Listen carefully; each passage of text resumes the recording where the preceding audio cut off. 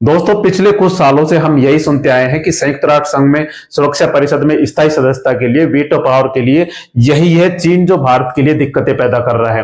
बाकी चार देश है, अमेरिका है, रूस है, ब्रिटेन है, फ्रांस है, उन्होंने तो भारत का समर्थन कर दिया है कि इनको भी सुरक्षा परिषद में स्थायी सदस्यता दे दी जाए, वीटो पावर दे दी जाए। लेकिन चीन ही हमेशा भारत का विरोध करता है, जिसकी वजह से भारत को वीटो पावर नहीं मिल रही है, क्योंकि ये 5 वीटो पावर संपन्न देश है। अगर ये पांचों ही की सहमति से ही किसी और देश को वीटो पावर मिल सकती है।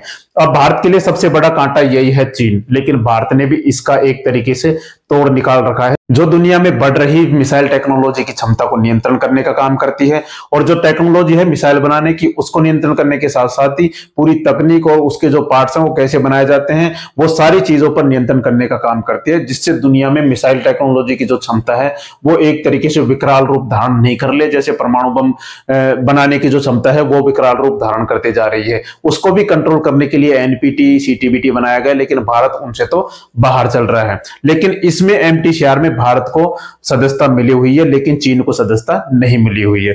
चलिए दोस्तों, आगे हम देखते हैं इसकी संरचना कब हुई थी। इसकी संरचना हुई थी दोस्तों 1987 में, जब दुनिया के 7 ऐसे विकसित देश थे जो ताकतवर थे, जो G7 के सदस्य थे। उन्होंने यह निर्णय लिया कि जैसे परमाणु बमों की ताकत लगातार बढ़ती जा रही है, वैसे मिसाइलों की टेक्नोलॉजी भी लगातार बढ़ती जा रही थी कि कोई 2000 किलोमीटर रेंज की मिसाइल बना रहा है, कोई 5000 की बना रहा है, कोई 10,000 की बना रहा है। रशिया के पास तो 16,000 किलोमीटर की क्षमता की भी मिसाइल है, तो इतनी दूरी तक मार करने वाली क्षमता उसके पास हासिल उसने कर रखी है। तो कैसे ये दुनिया में जो ताकत बढ़ती जा रही थी मिसाइल टेक्नोलॉजी की, उसको कैसे कंट्रोल किया जाए, तो 1987 में 7 देशों के द्वारा एक निर्णय लिया गया, जिसमें कहा गया कि एमटीसीआर के नाम से एक संगठन बनाएंगे। यह एक तरीके से संधि नहीं है, एक तरीके से समझौता है, जो राजनीतिक कह सकते हैं, पॉलिटिकल एग्रीमेंट इसको कह सकते हैं। तो दुनिया के 7 ऐसे देश थे जिन्होंने निर्णय लिया कि कैसे भी करके इनको कंट्रोल किया जाए। और जो 7 देश कौन कौन से थे दोस्तों, हम सबसे पहले देखें 7 देश तो अमेरिका और कनाडा, अमेरिका, कनाडा, तीसरा ब्रिटेन, फ्रांस, जर्मनी, इटली और जापान। ये 7 देश थे जिन्होंने मिलकर यह संगठन बनाया था।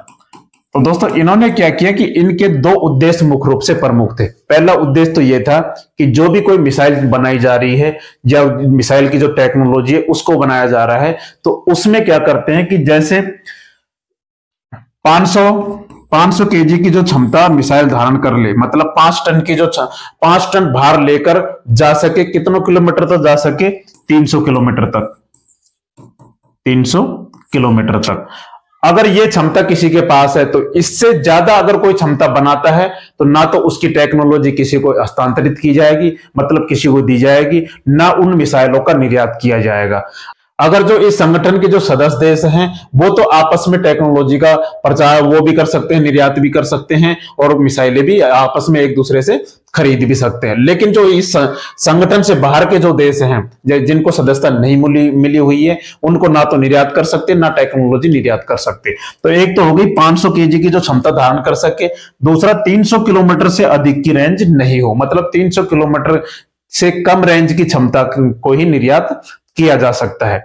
अब दोस्तों, इसमें क्या हुआ, जैसे चाइना के लिए दिक्कत क्या थी कि जैसे हमने अभी खरीदा, रूस से खरीदा S-400, तो हमने तो S-400 का मतलब क्या है कि मिसाइल जो 400 किलोमीटर तक की दूरी तक मार करने में सक्षम हो। लेकिन चीन इसका सदस्य नहीं है, उसके बारे में अभी हम चर्चा करेंगे। चीन सदस्य नहीं है, तो वो S-300 तक ही रशिया से खरीद पाया है, S-400 नहीं खरीद सकता, क्योंकि उस पर एमटीसीआर के तहत प्रतिबंध लगाए जा सकते हैं, जिसकी वजह से रूस भी एमटीसीआर का सदस्य है, तो उसने S-300 ही चीन को दिया है, जबकि भारत को S-400 दिया है, और रूस ने S-500 भी बना लिया है, तो भारत S-500 भी बहुत जल्दी लेने वाला है। तो दोस्तों, इस तरीके से चाइना 300 किलोमीटर से अधिक की जो रेंज की जो मिसाइल है, ना तो वह बना सकता है और ना ही वह आयात कर सकता है। तो इस तरीके से चोरी छुपे बनाने वो बात अलग है, लेकिन एक ऑफिशियली तौर पर वह नहीं बना सकता है। तो इस तरीके से और हम देखें तो इसमें क्या है, इसमें कंट्रोल किया गया था, इसके जो उद्देश्य रखे गए थे, इसमें कंट्रोल था वर्चुअली इक्विपमेंट, सॉफ्टवेयर टेक्नोलॉजी जिनकी आवश्यकता होती है मिसाइल डेवलपमेंट में, प्रोडक्शन में और ऑपरेशन में, उनके निर्यात पर प्रतिबंध लगाया गया था। अब चीन को तो कोई ऐसी चीजें मिल नहीं रही। अब दोस्तों इसमें और हम देखें, जो इसके जो 7 सदस्य थे, इसके जो 7 सदस्य थे वो तो थे ही, उनके अलावा और अभी फिलहाल इसमें कितने हैं, टोटल 35 हैं। 35 देश इसमें है, 35 देश इसमें अभी शामिल हैं। जिसमें भारत कब सदस्य बना था, भारत बना था इसमें जैसे 1987 में तो इसे बनाया गया था। भारत ने 2008 में अप्लाई किया था, 2008 में अप्लाई किया था, और भारत को सदस्यता मिली थी 27 जून 2016 को। मोदी सरकार की यह सबसे बड़ी उपलब्धि और मानी जाती है, जो 2016 में इसकी सदस्यता भारत को मिल गई थी। अब इसमें क्या है दोस्तों, जो भी देश हैं इसके सदस्य देश हैं, अब इसमें वीटो किस प्रकार से उसको हम देखते हैं कि इसमें जो भी सदस्य देश है ना, वो क्या करते हैं, अगर किसी और देश को अगर इसमें शामिल करना है तो इन सबकी सहमति आवश्यक है। जैसे अगर इसमें 35 देश हैं, 35 देश में से किसी एक ने भी मना कर दिया ना, तो उस देश को शामिल नहीं किया जा सकता।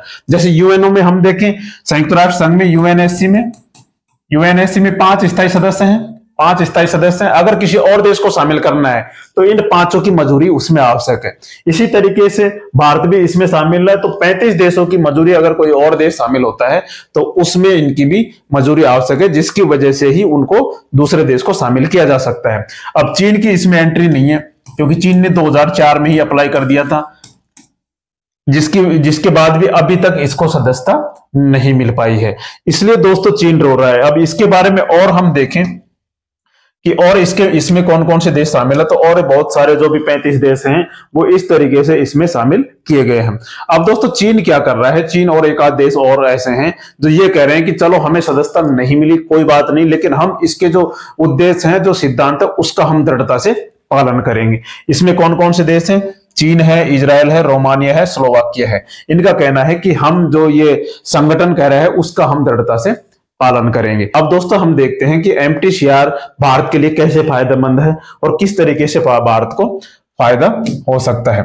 अब दोस्तों जैसे हम देखें कि भारत को सबसे बड़ा तो फायदा यह है कि भारत मिसाइल टेक्नोलॉजी में, जो मिसाइल टेक्नोलॉजी है उसकी उन्नत चीजें भारत को मिल जाएंगी, क्योंकि निर्यात कर सकता है भारत, आयात भी कर सकता है।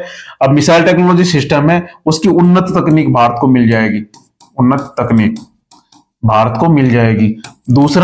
दूसरा फायदा भारत को क्या है, जैसे अंतरिक्ष तकनीक के क्षेत्र में भी भारत को बहुत फायदा होगा, क्योंकि अंतरिक्ष तकनीक, अब इसमें यह कहा गया है कि जो मानव रहित विमान है, जैसे अगर कोई भी परमाणु बम ले जाने वाली मिसाइल है, उसमें ये तो है नहीं कि उसमें कोई इंसान बैठकर जाएगा, वो तो मानव रहित ही हुई ना, मिसाइल छोड़ी वहां जाकर गिरी, काम खत्म। तो उस जैसी मिसाइल है, उनके ऊपर भी प्रतिबंध लगाया गया है, लेकिन भारत इसका सदस्य है तो भारत के ऊपर कोई प्रतिबंध नहीं है, जिसकी वजह से अंतरिक्ष तकनीक के क्षेत्र में रॉकेट बनाने के क्षेत्र में भी भारत को इससे बहुत बड़ा फायदा है। तीसरा हम देखें इससे भारत को क्या है, एक तरफ इस पर हम चीन पर दबाव बना सकते हैं, चीन पर दबाव, इसके जरिए हम चीन पर भी दबाव बना सकते हैं। वो ऐसे दबाव बना सकते हैं कि हमारा तो साफ कहना है कि तुम हमें यूएनएससी में वीटो पावर के लिए समर्थन कर दो, हम तुम्हें एमटीसीआर में वीटो पावर के लिए समर्थन कर देंगे, सदस्यता के लिए समर्थन कर देंगे। लेकिन दोस्तों ये बात हमें ध्यान रखना है, पहले हमें वीटो पावर मिलनी चाहिए संयुक्त राष्ट्र संघ में, यूएनओ में, यूएनएससी में, उसके बाद ही हम चाइना को एमटीसीआर में सदस्यता के लिए समर्थन कर सकते हैं, क्योंकि चाइना वालों को कोई भरोसा नहीं है, ये कब पलट जाए कोई पता इनका नहीं है। दोस्तों इस तरीके से भारत को तीन चार फायदे इससे होते हैं। बाकी भारत तो ब्रह्मोस भारत ने बनाए ली है, भारत निर्यात भी करने लगा है, वियतनाम जैसे देशों को, फिलीपींस, वियतनाम जैसे देशों को निर्यात भी करने लगा है ब्रह्मोस बना के, जो दुनिया की सबसे ताकतवर टेक्नोलॉजी, मिसाइलों से इससे बढ़कर, ब्रह्मोस से बढ़कर कोई नहीं है। तो दोस्तों भारत चाइना को कंट्रोल करने के लिए काफी कोशिशें कर रहा है, क्योंकि भारत ने भी, जैसे चाइना ने क्या किया था, भारत को कंट्रोल करने के लिए काफी तगड़ी पॉलिसी बनाई हुई थी, लेकिन भारत ने उसके टक्कर में ऐसी पॉलिसी बनाई कि चाइना भी देखता रह गया। जैसे हमने आपको पहले वीडियो में बताया था कि चाइना ने भारत को घेरने के लिए स्ट्रिंग ऑफ पर्ल्स की नीति अपना रखी है, मतलब मोतियों की माला, हिंद महासागर में मोतियों की माला, जिसके तहत उन्होंने नौसैनिक अड्डे बनाए जगह जगह। उन्होंने देखे श्रीलंका, मालदीव, पाकिस्तान, और यहां पर जगह जगह भी इन्होंने सीपीसी के जरिए भारत को घेरने का लगातार प्रयास इन्होंने किया है, जिसे उसने कहा है स्ट्रिंग ऑफ पर्ल्स, मतलब मोतियों की माला।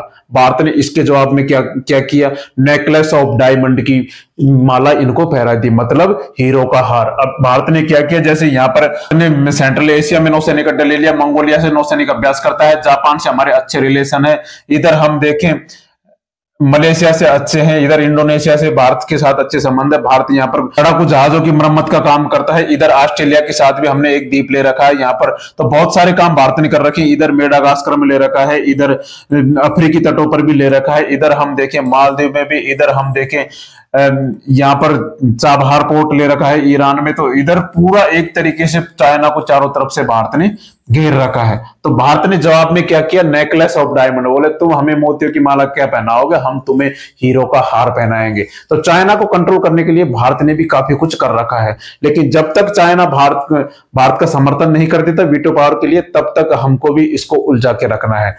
दोस्तों, जानकारी आपको अच्छी लगी हो तो चैनल को लाइक करें, सब्सक्राइब करें और कमेंट करके बताएं कि भारत को और चाइना के खिलाफ क्या करना चाहिए, जिससे वो मजबूर हो जाए भारत को वीटो पावर का समर्थन करने के लिए। मिलते हैं आपको ऐसे ही नॉलेजेबल वीडियो के साथ, तब तक के लिए जय हिंद, जय भारत।